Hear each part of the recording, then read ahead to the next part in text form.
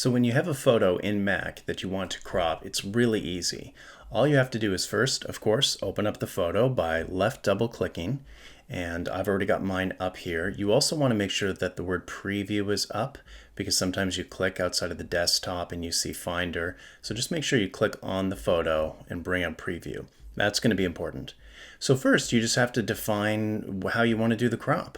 So you actually find a corner. I like to operate from corners, it's easier. And for this photo, I'll just go up into the upper left-hand corner. Then I'm going to left click and hold.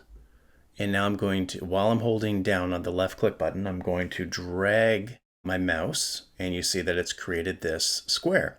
Now I can let go once the cupcake is in the square, and I can even move my mouse around to define the edges. So when you move your mouse over one of these dots, it'll turn into two arrows when you place it just right.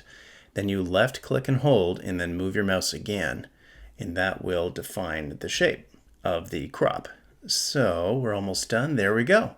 So once that's done, you can crop this two ways. You can either hold down the Command key and tap K, or you can go up to Tools and then left click on crop, and you see it even says hold down Command and tap K. So I'm just going to left click here. And you're done. And the last thing, of course, to do is to save. So in the upper left-hand corner, go up to File, left click, and then left click on Save. If you're a hotkey fan like I am, you could have just held down Command and tapped S. Have a great day. Don't forget to like and subscribe.